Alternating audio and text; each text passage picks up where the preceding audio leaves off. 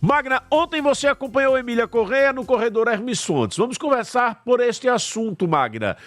Vamos ouvir o que disse a prefeita sobre o corredor da Hermes Fontes, Matheus Costa.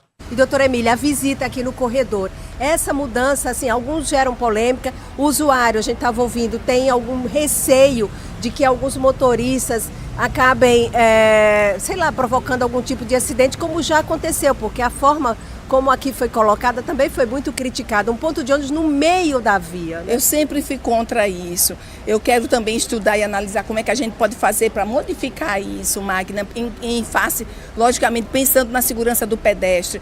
Quando eu estava ali fazendo o vídeo, ali a gente já fica insegura. Imagine eles que fazem isso todos os dias, que tem que ir para pegar o seu transporte. Nós vamos também analisar isso. Essa questão já vai dar fluidez ao trânsito, vai dar fluidez também para os carros nos horários permitidos, né? Que as preferências estão entre 6 às 9, aí só exclusivo deles, né? De 16 às 19, também exclusivo dos ônibus. Nos outros horários, os carros normais vão poder fluir e isso vai ser bom para a mobilidade. Vai poder compartilhar direitinho, com certeza. Né? Tá aí, portanto, Nelson Felipe também falou com Magna Santana sobre o corredor Hermes Fontes. Bom, aqui com o superintendente da SMTT, Nelson Felipe, e ele veio de perto conferir agora a nova mudança em relação ao horário aqui no corredor, o uso compartilhado do corredor Hermes Fontes e Adélia Franco e toda a sua extensão. Bom, superintendente, bom dia. Essas primeiras impressões, né, começando, é um pedido, mas gera polêmica, continua um conflito, né? Olha, é um pedido da população que já vinha há muito tempo. Na verdade, a população identificou, logicamente... População motoristas, né? É a população que anda, que usa a via, né? Ela percebe que foi feito, o projeto foi executado diferente do projeto original, o que causou um transtorno muito grande para aqueles que usam não só a faixa de ônibus, mas também a faixa comum. Porque você tinha vários momentos do dia, como por exemplo no horário de pico, onde a via ficava sobrecarregada e aí a maior revolta das pessoas, o ônibus não passava, né? Ou seja, para você ter uma via exclusiva, né, de transporte público, você precisa atender critérios. Um dos critérios é um volume grande de veículos. Tudo bem que aqui em Aracaju, a linha 001 e 002 que passam aqui, tem um volume de veículos grande, mas eles não são tão intensos como uma via que tem em outra cidade do país, como Recife, como Salvador. Além do mais, a via, se você lembrar, Magna, ela foi transformada do dia para a noite. Essa via aqui tinha duas faixas. De um dia para a noite, as duas faixas se transformaram em 3. E depois ainda, no outro dia, virou uma faixa exclusiva. Então, o trânsito não se faz assim. O trânsito se faz com engenharia. E engenharia física não permite que você crie espaços sem que os espaços realmente aconteçam. Então, assim, como você vê, se você observar hoje, quando os veículos param, os veículos ficam exatamente dentro da faixa, sem nenhuma folga lateral. Ou seja, se passarem 2 veículos com maior volume, é capaz até de tocarem os retrovisores. Então, isso também prejudica a mobilidade, né? E assim, é lógico que o transporte público tem prioridade sempre, né? Mas é preciso, mais ainda do que uma faixa exclusiva numa via movimentada como essa, que as pessoas tenham a consciência de que, sendo agora, a partir de hoje, preferencial, tenham a consciência e a gentileza de fazer com que, se você tem um ônibus que está chegando atrás de você, que você abra passagem para que ele passe. Por quê? Porque, geralmente, as pessoas que estão naquele ônibus, elas não têm opção. Elas precisam chegar, né, no horário que o ônibus leva, né? Tá, portanto, Magna Santana com Nelson Felipe. Magna, deu tempo de você conversar com a população para saber qual a expectativa e qual a opinião do povo sobre essas mudanças, Magna? Olha, Narciso, apenas 2 pessoas que estavam assim no ponto, porque pelo horário, né, você vê que há uma rapidez aí das pessoas e o corredor acaba proporcionando, então o ônibus já chega e a pessoa já vai entrando, mas é a mesma opinião que fizemos, que coletamos na semana passada. Elas têm uma preocupação, né, que não respeitem. Mas aí outras medidas que deverão ser adotadas. Mas tem uma preocupação, porque desde quando foi implantado a gente percebeu, fizemos entrevista, andamos no ônibus, né, e as pessoas elas elogiaram por conta da rapidez.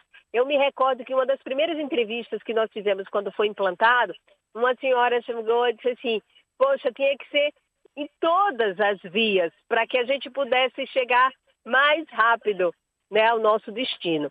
Mas, e outra preocupação é a da segurança. A da segurança porque, de repente, alguém dessa disputa de espaço, o espaço é muito estreito, né, do ônibus, e um carro que possa passar, possa subir numa calçada, pegar um pedestre. Você vê que semana passada nós entrevistamos um PCD e ele fez questão de frisar realmente essa dificuldade.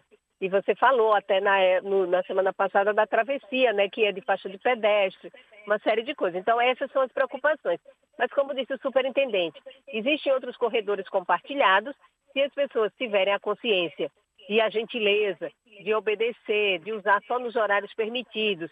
E, é claro, vendo um ônibus, não compartilhe, não vá nessa faixa, porque também vai lhe atrasar.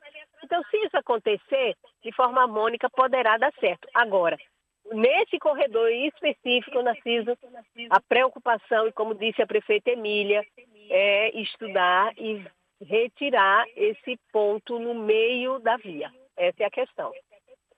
Perfeito, Magna. Uma outra situação, um outro assunto abordado entre você e a prefeita foi a questão do subsídio do transporte. Nós vamos tratar dele daqui a pouquinho.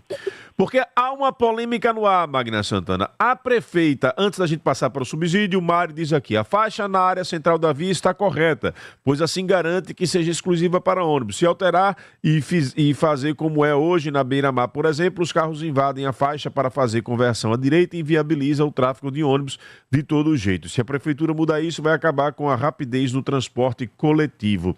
O fato é que a gente precisaria ter um corredor efetivamente corredor. Agora, em Aracaju, como é que você faz para corrigir problemas que são históricos, né? Porque o fato é que este corredor ele deveria ser ou eternamente central ou eternamente nas pontas, né? Nas extremidades da via, para você poder não ter nenhum tipo de problema. Mas aí você vai para o trajeto do ônibus. Em determinados locais, o ônibus precisa fazer uma conversão. Por exemplo, na Adélia, você vem com o corredor central e tem um determinado momento em que ele precisa fazer determinadas linhas precisam fazer conversão na Marieta Leite.